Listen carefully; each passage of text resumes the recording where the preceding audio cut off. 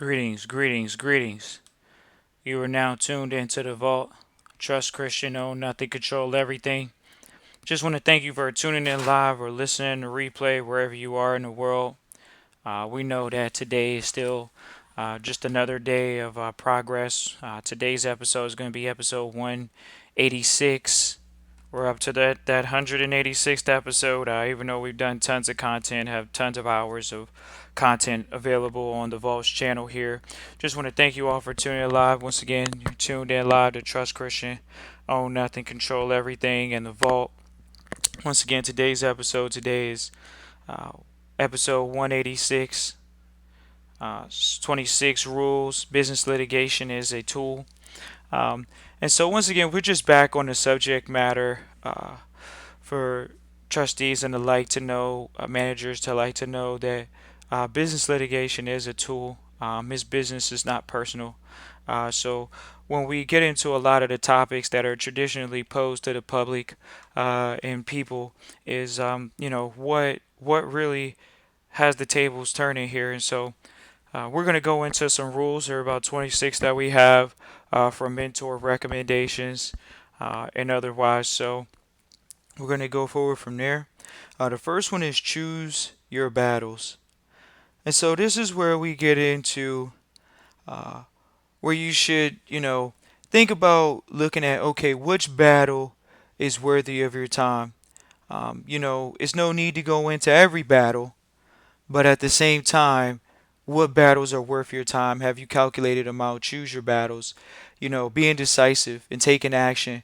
So many people think that it's not a tool to be used, when in all actuality it is. So the first thing is choosing your battles. When is it a tool to implement strategy, to implement idea? When do you implement? It's almost as soon as you get the idea to even think about it. A lot of people would or would not say that it's something that you shouldn't use as a tool, but those are the people that are educated on thinking that bankruptcy is bad, and that's where they don't understand modern money mechanics. Those type of pieces of information that talk about different types of the ways capital and things of that nature are dealt with. So we're talking about business in general, which deals with litigation as well, which can be used as a tool. So choosing your battles is the first one. The second one is choose the venue. You want to always try to be in the position of the plaintiff. You know, if you're not already acting as that, it makes you get ready to not, be afraid or anything. Thinking from the plaintiff side of the situation. That's another rule. That's rule number two is making sure that you have thought process over venue. Uh, Very, very important when people think about, what are the rules that, maybe we should follow or think about. And that's very, very important. Be the plaintiff is number three. Number four, have the best representation. This one was very exciting when we got to it because our mentors, uh, you know, always told us to get the most expensive representation that you can afford. And a lot of people don't understand that principle. They say, oh, I'm just going to get my buddy that I can afford. And in turn, you really don't understand the game, which is if you're going to use it as a tool, then obviously you would want to make sure that you're in a position where you can actually say, hey, look to this person that, hey, we're actually going to have the best team players available to you.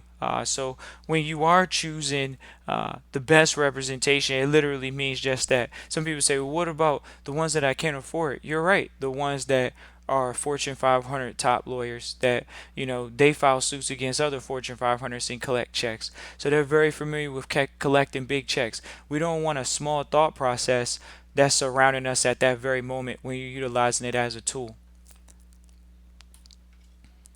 Number six, don't listen don't listen to your sick stomach when you're out of your comfort zone. And this is one of those things that, you know, fear preys on the weak. So when you're out of your comfort zone and you feel uncomfortable, when you feel the pressure, you actually start recognizing and things start slowing down for you possibly. It's where you are the calm in the middle of the storm, where you can actually see a lot more clearer maybe some of your weaknesses and maybe some of your strengths. And because of that reason, you can see, okay, I'm outside of my comfort zone at this very moment, and this is not the time to actually go back. This is a moment to grow. This is a moment to actually slingshot me forward. So, definitely don't want to listen to your sick stomach when you're out of your comfort zone. Number 7, don't listen to your relatives and friends.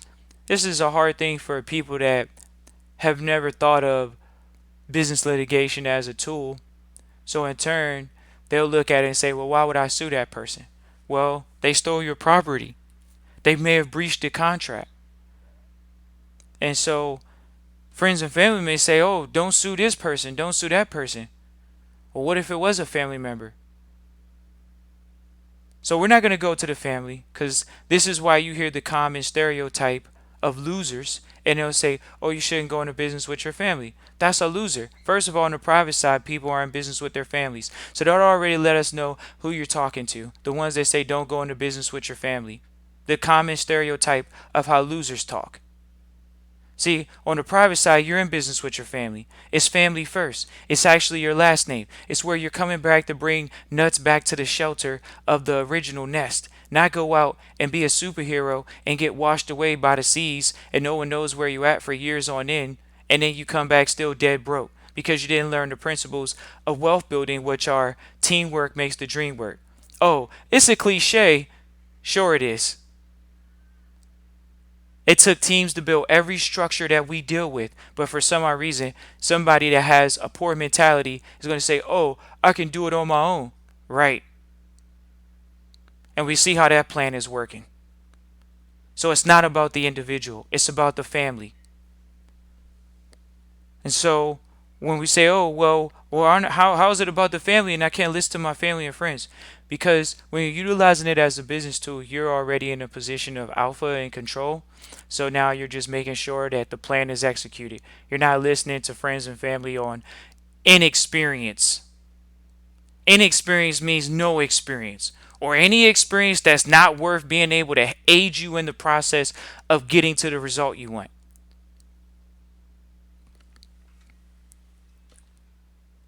Number 8, listen to your experienced litigants. People that are what? In an experienced position to counsel you. Why do you think so many people lose? Because you got a loser. But he won for these other things. But what happened to your particular case? See, when you hang with winners, you get winners. Whereas when you go to the Uncle Schmo or Uncle Joe's Joe Parlor, local neighborhood thief, that's what they call them, then all of a sudden you find out results. So you definitely always get someone that you can't afford. At least you know they're going to play to get their money because they already know you can't afford them. It's counterintuitive, but utilize the 26 rules of business litigation as a tool already puts you in a position to know you're not looking to be conventional and normal. Number 9, generally speaking, don't worry about the cost.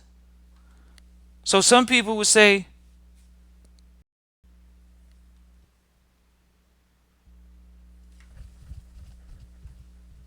rule number 9 is, generally speaking, don't worry about the cost.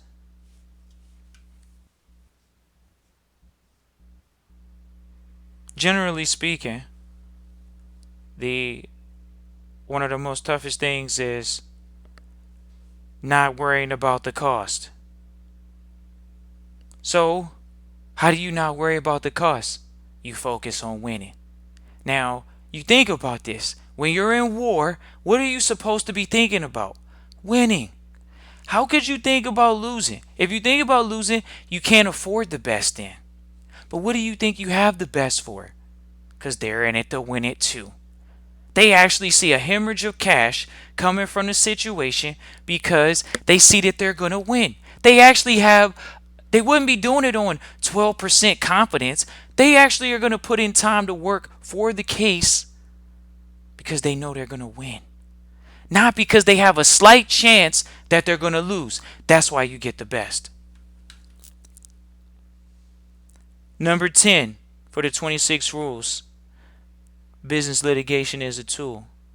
Big lawsuits are better than small ones. So now you see why you being in a position of winning is more important than ever. Why? Because you're looking to win big. That's how you attract the best. You say, oh man, what's big? Because, that could be a little subjective out there. So, what's big? Ladies and gentlemen, you're getting a lawyer that worked for Fortune 1000s. That means they were making over $250,000 a year. They're suing other corporations. They know how to represent a corporation. So yes, you're looking for $1 million return. So you can walk home with 60% of $1 million because they're going to collect. Why? Because they help you win the case with no fees maybe up front. They put in a lot of upfront fees. No worries. Who won in that deal? Who won in that deal? You came out with 600. The lawyer came out with 400. Oh wow, the lawyer got $400,000 off me, man. It's like 40%. I still got to deal with taxes, if you're dealing with it from that perspective. But overall, let's just say, that the lawyer still makes out. So, we'll move forward from there. Number 11, elect jury trials as opposed to judge only. So many people lack the confidence to go to trial. Oh, we hear this in business litigation, let alone in personal litigation. But we're talking about in business litigation. They passed up possibly mediation, and now they don't want to go and elect people in their own jurisdiction. You shouldn't be afraid of your fellow citizens. That's how it goes. Preparation is key, is number 12. We're going through 26 rules. Business litigation is a tool. Number 12. Preparation, which is yours, is everything. You want to know the facts. You got to know the facts. People say, "Oh man, I don't know how to start." First of all, we had this is a young man come to us the other day in consultation and say, "Hey, I signed this music contract with this guy. He flew me out. We were in a nice studio. We were in a great studio. It was actually a production company studio, publishing company studio, and they signed a contract. Doofusly across the board, they signed a contract. See, no one wants to hear that they made a stupid decision, but they're in life called stupid decisions. This was called the stupid decision. See, this is where your friends and your family, you might have heeded their warning when they say, don't sign a contract. You can go out there, you can fly, you can do some music. Supposedly you're trying to do music on $1 million level. That's how these so-called artists are looking to go. We're going to $1 million. Okay, so you're going to $1 million. You're going to $1 million, and you get in front of somebody and you sign a contract, and you don't even know what the hell you signed. You just signed it. Why the hell would you sign anything you don't know what you signed? But for some odd reason, they signed the contract so they can do this music in a nice studio. And now when they get back home, you ask them, well, where's the contract at? Well, I don't have the contract. So that means they don't know the facts. Well, I can't go do music with these other people that are actually about to pay me $1 million or close to something towards my $1 million. But I can't do that now because I don't know there's a contract out there. I signed it. I don't know where it's at. But I know the guy. I really don't want to get in contact with him because we kind of fell off the easies. So now you're in the contract. You know you're slightly in the contract. And then what are you going to do? Are you going to go get the contract? Are you going to go get the legal representation to get the contract? This is where you get aggressive. This is where you get dog eats dog. When somebody's trying to hold rights to your supposed name or to your creations that you birthed into this world. Someone's trying to hold rights over them. through paperwork. And people don't want to get the facts. Well, I don't know if I can make the phone call. Well, since you don't know if you can make the phone call, don't worry about it. The contract's out there, and when you pop up your head and you make the $1 million, expect a suit coming out of nowhere because they want their rights to the name that you're using because they actually have you recorded with the same name already. So they own rights to that image, that sound. Because you signed over your rights. And instead of you getting in a position through business litigation as a tool, knowing the facts, then you can move forward with your life. You got to know the facts. What does the contract say? Does it own the name? Does it own those particular songs that were made in that particular studio? What are the particulars? Know the facts. Next one is practice depositions and trials. Really? You have to practice that? Yes, you have to practice that. Some people would think, oh man, if you're thinking of a better strategy, get a new lawyer. And not, that's not the case. If you're thinking of a better strategy, get a new lawyer. No, that's not the case. You have to practice. Oh, wow, practice? See, these are real rules from real mentors, from the private, 26 rules. You have to practice depositions and trials. Why? Because it's a part of business. It's the dirty side of business. But how is it dirty when companies are suing each other all the time? That's just the bottom line. Some companies are held up in court a little bit longer, but part of that is having good teams. If you're thinking of a better strategy, get a new lawyer. It's number 14. That's not true. That's just not true. If you found the best, you bring the best your strategy. You don't say, I need to find somebody else because I don't think this guy can get the job done. Once you have doubt in war, you get rid of those troops. Number 15. Never give up. Wow, we actually got to tell this one to people. But of course it's true. You have to have in your mind a never give up mentality. And that alone changes the mentality of the way you're utilizing it as a tool. See, these are almost like the penal code. This is what might be imposed on you. But because you're armed with the defenses, oh wow, all I need to have in my mind is I'll never give up. That's it.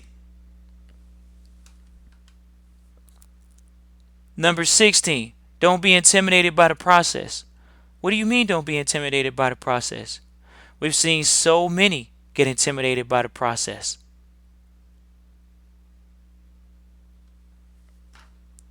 Really? You can use mock trials. Number 17, you use mock trials. Pretend trials you don't. Pretend the trials that you're already in front of the people and you hire the jury. Did you think about that? How does that prepare your mind? See, these are the rules that you use when you're doing business litigation as a tool. You use mock trials, pretend trials you do in front of a hired jury. People looking you in your eyes. People looking at the people that you may be in suit with. Number 18. See? No one wants to talk about this in business because it's not commonly talked about. Number 18. Dress simple and conservatively in court. No jewelry except a wedding band, a white shirt, plain tie, dark suit for men. An equivalent for women, short groomed hair for men. We'll repeat 18 again. Dress simple and conservative in court. No jewelry except a wedding band. White shirt, plain tie, dark suit for men, and the equivalent for women. Short groomed hair for men. Oh man, are these the rules? See, these are the rules for winners. We're utilizing it as a tool. You all know what winners do. They win. This isn't for the ones going in saying that they don't have anything, looking like they're drug lords. Ones that say that they haven't done anything with their social or done business in a while publicly, but they have jewelry on.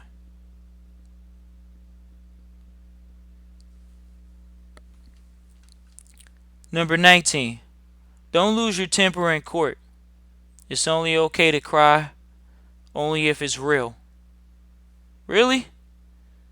You mean that? 100%. Why? Because emotion emits emotion. That's it. That's a real moment right there. So, 19. Have your spouse in the front row every day, children if possible. Other family members in the second row is okay. See, we're talking about business litigation tools, let alone how you use it for the public.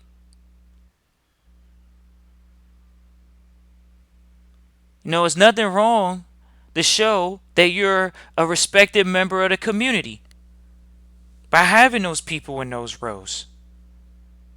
Oh man, I don't want my family to come to the trial and see me in this position.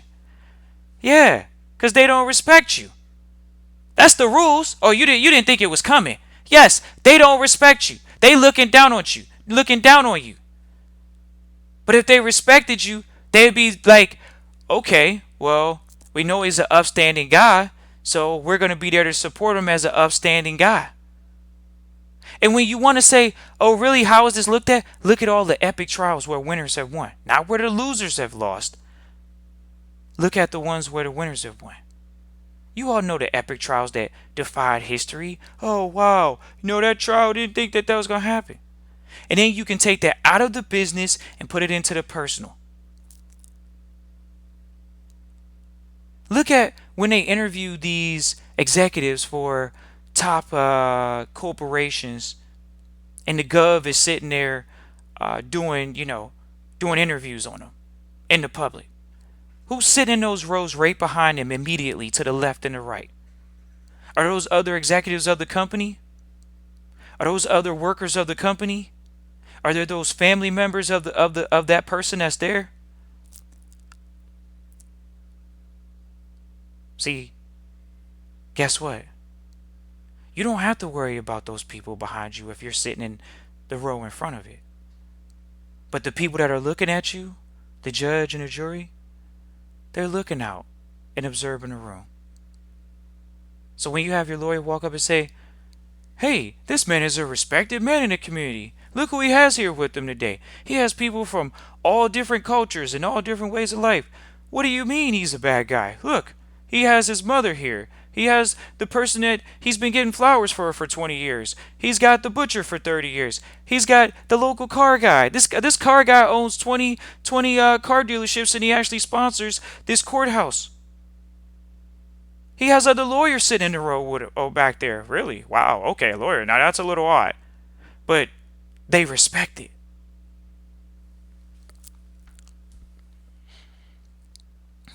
Gonna keep moving on the list here. No quotes in the press other than we believe in our case and that's why we went to court. Your words can easily be turned around. A lot of people don't think about that, but that's where you get the mark of a true winner.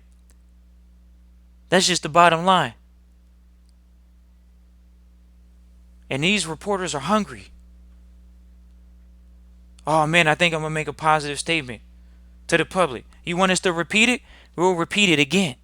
We believe in our case, and that is why we went to court. Oh man, there's no way that you can say it that simple. Go back and look at some of the best movies when you see those moments of litigation come and you see how simple their words are to someone that they may be giving information to in the public, such as a public reporter. A public reporter stops them in the hallway and they say, "Can you please tell us why did you do it?" And they say, what did they say? "We believe in our case. That's why we went to court." That's all they say, and then they keep walking. But wait. That's how it happens, right? The reporters are always trying to get a story. And then what do they publish? We believe X, Y, and Z believes in their case, and that's why they went to court. But you know they're gonna fluff it up more because that's too simple for the overcomplicated mind.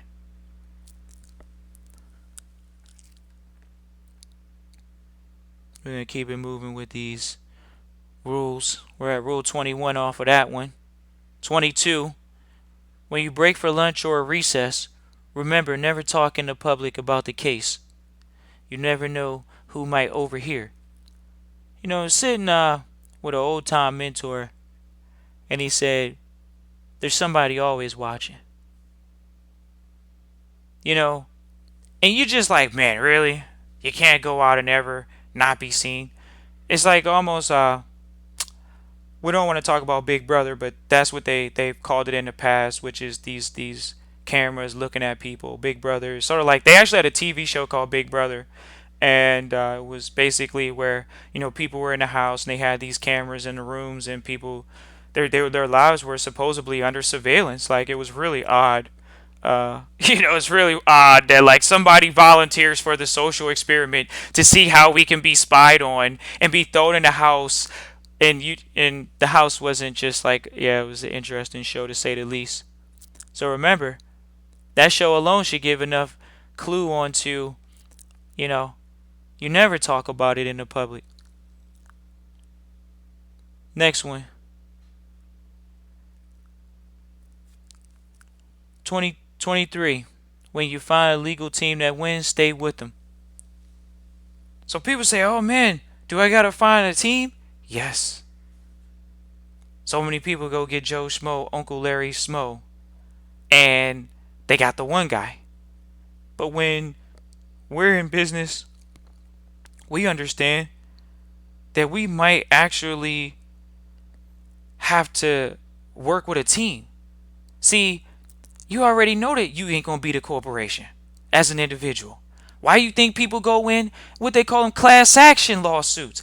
They gotta go class action, which is just we're not gonna go in today because that would just be it's no class actions, okay?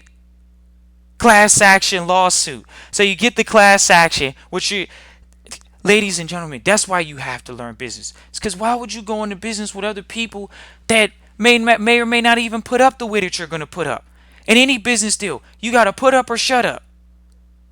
But in this particular case, you can do rolling fees, especially if the lawyer knows he's going to win. So we're going back to where the you're going to have to get a team.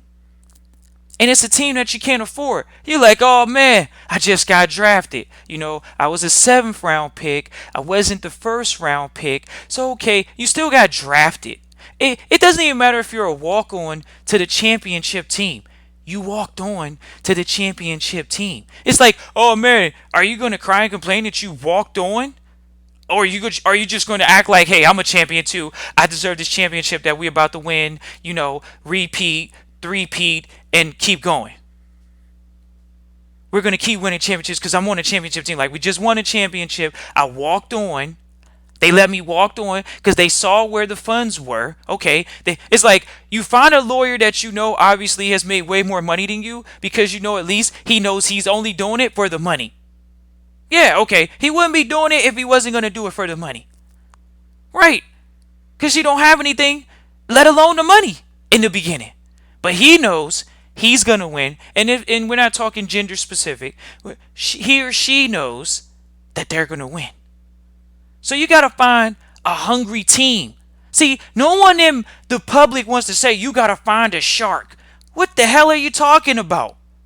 Why do you think the corps get out of situations? It's because they got sharks on deck. Oh man, I can't afford it. We're not talking about that anymore. We're done with that. We're on rule 25.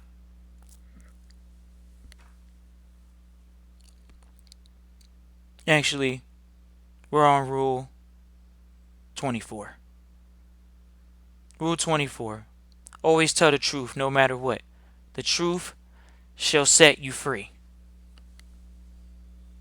Yes. Wow, I gotta tell the truth all the way through and through.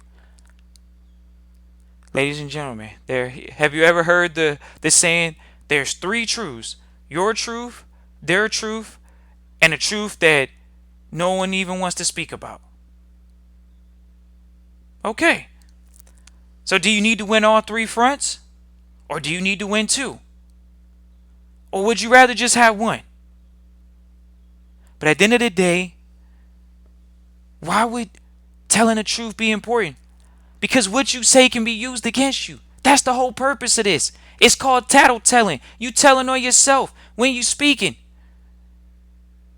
So that's why you don't have a trust. Oh, I got one. Yeah, sure you do. And that's why when you're in the public, they're gonna get you. It's the public. It's the I have syndrome.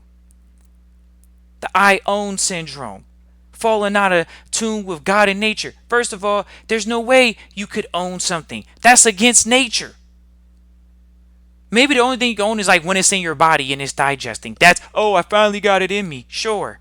But just because you hold a tangible commodity, which is called an asset, under management, oh, now you can see why wealthy people have no problem with showing their numbers. We get so many people in the world that don't want to show their numbers. Oh man, I don't want to show the numbers. Why are you afraid of showing the numbers? Huh? Why are you afraid of showing the numbers? So many people are content with being broke. That's called broke. People don't want to hear it. That's called broke. Oh man, I ain't even make that much money last year. That's called broke. Oh man, I made less than $150,000 a year. That's called broke. Oh man, I can't believe that. Like if I make any more money than that, I'm gonna be paying more money in taxes. So I already made over $100,000. I'm not trying to make more than $100,000 because I'm gonna get hit with taxes, man. Taxes is crazy up here, man. Right? That's called broke. The ones that got $1 million businesses, they come to the vault, they try to consult with the vault, they got $1 million revenue business, they're coming home with $150K, and they're talking about, oh man, I ain't really even make that much money this year. They over here like primping about it. Like, oh man, I ain't really make that much money this year. That's called broke. That's a broke mentality. That's why you're never gonna make more than $150,000 a year off of a business that's revenuing $1 million. Because your mindset's broke.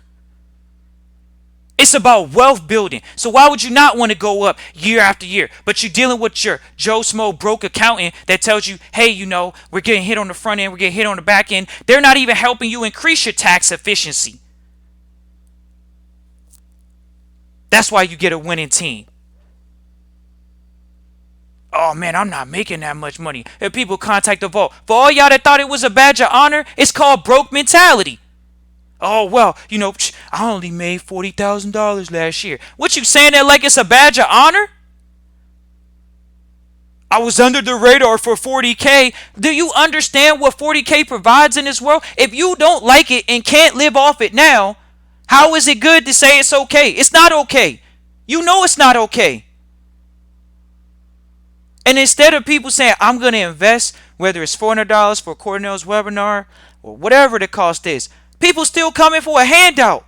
Can I get it on discount? You know how the times is. So you try to tell me that for the education people have just went in student loans for, and for the smart ones that didn't get into student loans, because you're smart if you didn't. For the ones that think, oh man, I feel bad I didn't go to school and I'm not in $60,000 worth of debt. Guess what? That's real debt. Oh wow, man, I ain't go to school and I didn't get in $20,000 worth of student loans. Why would you want to be in that position right now in your life? Man, I got $60,000 in student loans. I got $80K in student loans. I got $20,000 in student loans. I don't even hear no number under 20. Everybody's above 20. It's like you go to school 1 year, you automatically $20,000 in debt. That's not intelligent.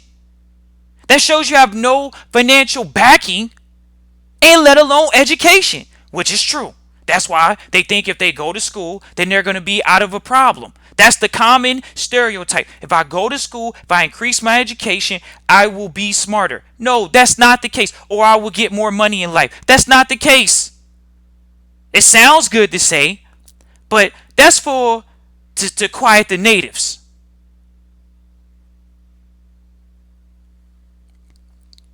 You got to have the best team. People say, "Oh man, I don't know if I can afford a person." Yeah, okay.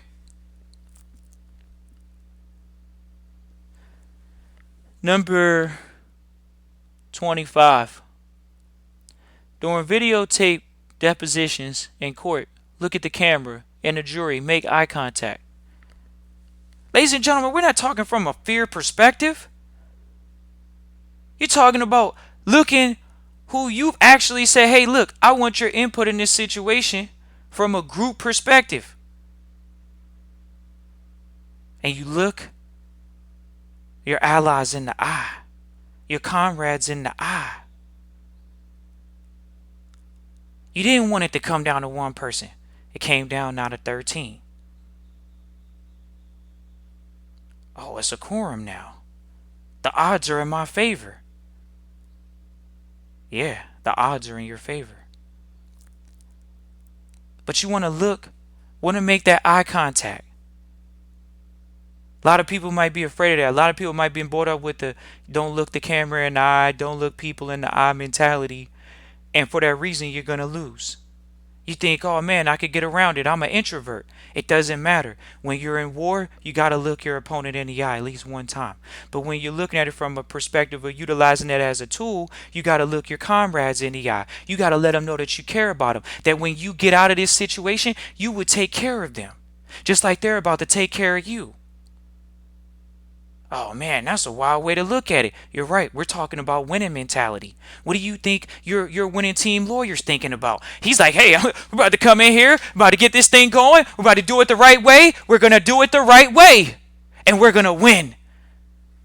In the back of his mind, he's thinking, we're gonna get paid today. We're gonna get paid. We gotta get paid. We gotta get paid. Wow, because why would he be doing it if he wasn't gonna win? That's why you get the one you can't afford. He can't afford not to make money off this. He's going to make sure that he gets a hemorrhage of cash. Why? Hey, would you be mad if he put you in a 50-50 split if you still win? Millions of dollars? What do you think they do for a living?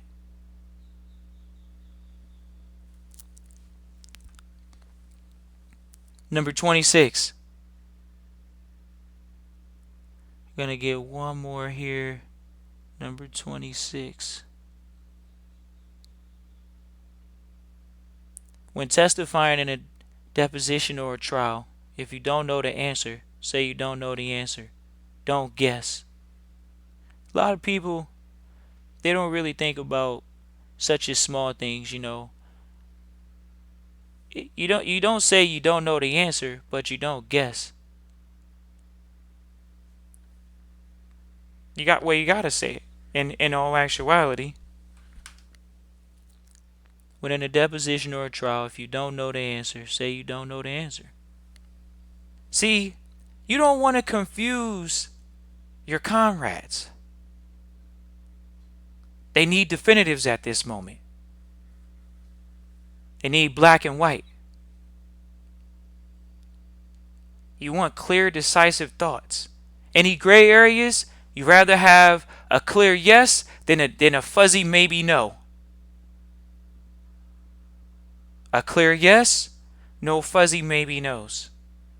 Kindness.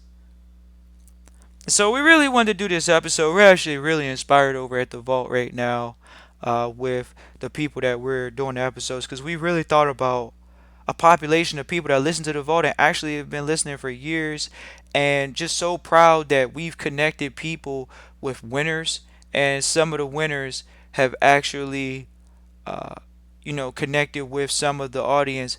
But to see that people that would be considered a bad part of the population is actually growing from the content and growing from the truth, growing from those positions over at the Vault. Really excited and thankful that we could really even have that relationship with people to where they're able to at least be connected with someone that can help them change their lives, and that's beautiful. Honestly, just because it's like, man, we know about the ones that they're on the outside in the so-called free world, and they have, whether whatever the reasoning is.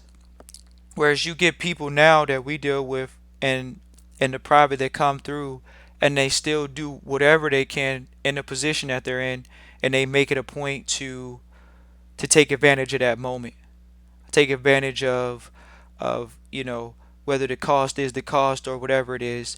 And this is just another episode for them, the ones that don't always have the capital to pay for the consultations, or for people to just literally say, hey, look, what is that conversation that's not being had? And we already know at the vault that the public, for episode, the vault episode 186, the 26 rules, business litigation, or business litigation is a tool. We already know that this is not being talked about in the public because it's just not a common conversation. Really have to get into societies to even to start having these conversations, because that's what they're having. They're having a conversation of making sure that we always have the best representation, and all of those good things. And so it just puts you in that mindset when you're looking at it and thinking about it from that perspective, it as a tool, and being sharky and aggressive about it. See, this conversation is for the sharks. At this point, we just gonna isolate ourselves, pigeonhole ourselves at the vault, and say this is for the sharks, because this is definitely an episode for the sharks. When you talk about utilizing it as a tool, turning yourself, even if you're a defendant, into this mindset, and then you start playing ball and you start utilizing the rules to the actual court that you're playing on. There are huge advantages by thinking like a plaintiff, thinking like an actual, we wouldn't just say opportunities, but thinking like a shark, for sure, being very aggressive, and that's huge towards everything. And so we just encourage you all to continue to have that shark mentality, to play ball aggressively, and know that that's what it's all about, is playing ball aggressively, and achieving your goals. And this is one of those things that helps you achieve your goals. We get so many people that come through to the vault, and they oh, we got this patent, we got this idea. Ladies and gentlemen, first of all, we tell them all, stop sharing the idea. But we already know how the public is. They're not too swift, so they're gonna tell all their friends, and then by the time the idea needs to be launched, it's not even launched with the same energy you had when you dissipated your energy by sharing the idea with everybody, instead of just making sure that you actually had it protected first. So once you have that idea or whatever that is, protected, then you can move into, if somebody comes in putting a fee schedule on them and saying, look, if somebody steals this property, here's a fee schedule. Y'all might not try to acknowledge it, but we're gonna go ahead and come after you after a while. And that's the reality. It's like you put those things in place to play ball, but then now you got people that are we don't want to say lackadaisical, but the reality is making sure that you're in a position where you're doing those things, put in that work, and that's important. you know so, and this is the mark of a true champion too, as well, is going through these rules, and living by these rules, and utilizing these rules, putting them up, writing them down, and going forward from there, because it is an important thing. So we're going to repeat these rules and hop right off of here, or we'll go into some Q&A, but I'll at least let everybody know, hey, we're going to go through the rules for one more second here, just giving you a quick recap, and then you all can stay on for Q&A here in a second about today's episode. So these are 26 rules. Business litigation is a tool. Rule number 1, choose your battles. Rule number 2, choose the venue. Rule number 3, be the plaintiff. Think like the plaintiff, even if you're not. Number 4, have the best representation. It's called the ones you can't afford, nothing less. It's no second guessing. Listen to your heart. Number 5. Number 6, don't listen to your sick stomach when you're out of your comfort zone. There you go. Number 7, don't listen to relatives or friends. Number 8, listen to experienced litigants, your team. Number 9, generally speaking, don't worry about the cost. And we know that that's what people think about. Oh, the fees are racking up. That just means the lawyer's going to get paid on the back end. Isn't that one profession that they actually are supposed to get paid on the back end, but people still give them money up front? Number 10, big lawsuits are better than small ones. That's why you keep the lawyer around or the team. Number 11, elect jury trials as opposed to judge only. Oh man, there's a negotiation. I think I can try to get around it. This is what happens with people that aren't experienced. They don't have enough experience. They're speaking from inexperience. Number 12, preparation is key. Everything. You must know the facts. A lot of people, they go into things and don't know all the facts themselves. You want to read over and know the facts yourself. How is your lawyer going to know the facts more than you? You know the facts. Number 13, practice depositions and trials. Yep, it's the grand old adage. Anything you want to be good at, you got to practice it. Oh man, you got to practice these things? Yeah, you might want to spend less time in front of the TV and even in front of the computer. And if you do, you want to spend your time in front of your camera phone and actually record yourself talking. How your facial would be if you heard something. Number 14, if you're thinking of a better strategy, get a new lawyer. That's not true.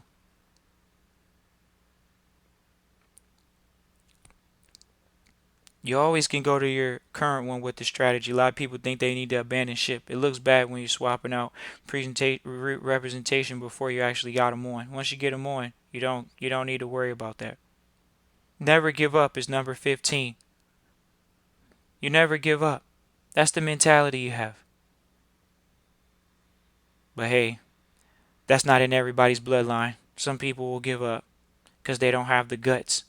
But if you have the guts, you'll keep that in your heart forever. Number 16, don't be intimidated by the process. A lot of people are intimidated by processes because they're not familiar with how the universe works. The universe works through a process. And it's just the bottom line. There's got numbers, it's got equations, it's a process. It's a mathematical calculation. It's a process. Process of numbers, a process of a lot of elements and energy working together. But it's a process of them actually working together. So don't be intimidated by it. Know that this is a process that you can master. Or at least get really good at. Number 17. Use mock trials. Pretend trials you do in front of a hired jury. Oh, wow. You're really going to the nth degree with this practicing stuff. Yes, we are. You're going to practice. Number 18. Dress simple and conservatively in court. No jewelry except a wedding band. White shirt, plain tie, dark suit for men or the equivalent for women. Short groomed hair for men. Oh, man. I'm going to go in here flashing. First of all, if you're a man and you have long hair, it already shows that if your hair is kempt, that actually means you have money. Oh man, what do you mean? If your hair is not frizzy and all over the place, then literally that means that you have the money to get it done. Same thing with keeping it short and cut. It means that you're at least able to keep it groomed. Don't lose your temper in court. It's only okay if you cry if it's real. This is where some people think that their emotions might go against them. But when you share a genuine moment, people feel those genuine moments. It's like a moment when somebody tell you that someone passed in their family. You immediately say, okay, I may have experienced that in my life. So at that moment, the conversation energy changes. It's okay, condolences to you and your family. That there's an energy shift. And you use that to your advantage. Once again, it's a tool. Number 20. Have your spouse in court, front row, every day. Children if possible. And other family is in the second row. You want to show that you're a respected person in the community. A lot of people aren't familiar with that. But you want to show that that you're respected. You got a respectable family. He has his wife and his children here, and vice versa. But that's how it goes. Number 21. No quotes to the press other than we believe in our case, and that's why we went to court. Your words can be easily turned around. And people should know that. But for some odd reason, they have the moments. It doesn't matter how good of a speaker you are. This is a one moment. You got to follow the rules. Once you follow the rules, you're going to win. But so many people, they might be rebellious to the rules. And they might not follow the rules. And that's why the results are varied. But when you follow the rules with this particular system, then you get the results you need. And this is something that you can't say, oh, wow, if I didn't do that, I wouldn't win. No, this is what the winners say. You can go back and watch your favorite movies, and this is what they say. We believe in our case, and that's why we went to court. It's a famous question that they ask people. Oh, well why are you doing this? And blah, blah, blah.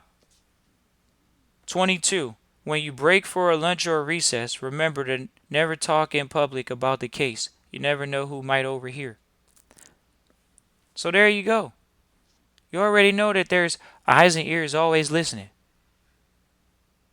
Oh man, could you say that about the public? Yes, that's why you're not supposed to talk about it there. Number 23. When you find a legal team that wins, stay with them. This is very important. Why is it important to stay with the legal team that wins? Because it shows continuity.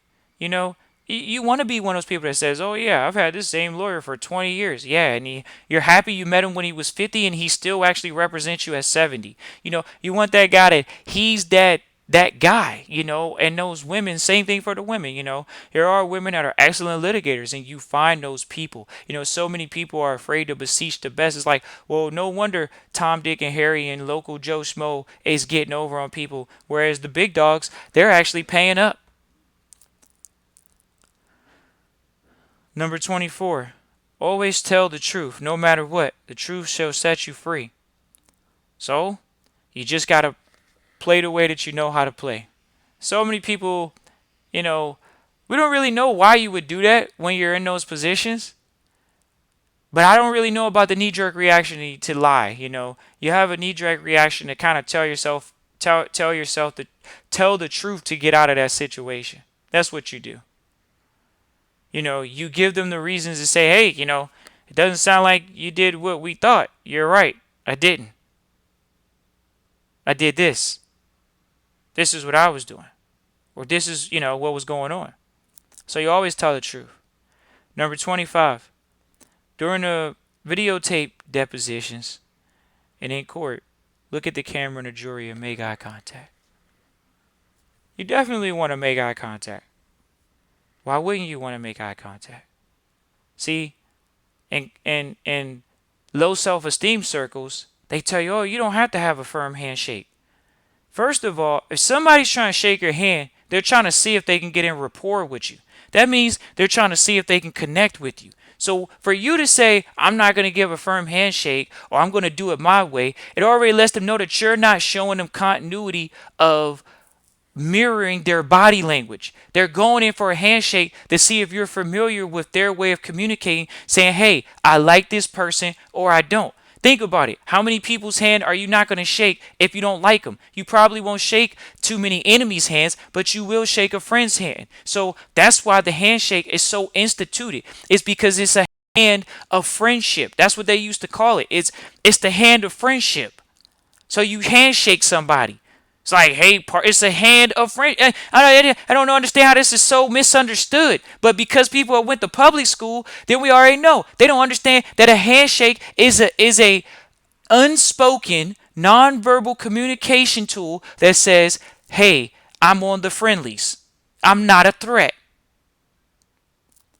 Body contact, let alone in a friendly manner. So making eye contact is the same thing. You all heard that the eyes are the seat of the soul and all this stuff. So why wouldn't you want to look in your allies' eyes? You want to look into your allies' eyes. But if they're looking at you and you look at them and look away, that's not normal. But if you're looking at somebody that's your ally, as soon as you make eye contact, now you're communicating.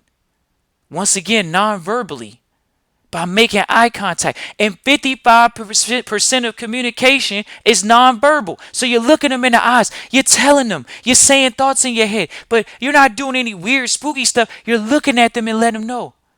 I look forward to seeing you on the outside of this room. I look forward to greeting you in peace.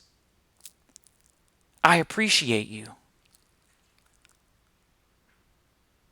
Hell, if you were in this situation, I'll make sure you do the right thing that I would do right now. That's what you would do. You would do what I'm thinking about. That's why you make eye contact, because 55% of communication is nonverbal. So why wouldn't you?